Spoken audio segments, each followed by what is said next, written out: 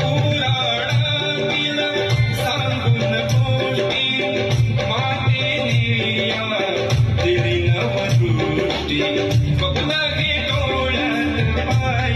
bye bye bye bye स्वप्न घे डोळ्यात पाय स्वराज्याला घडविले हे शिवराय स्वराज्याला घडविले हे शिवराय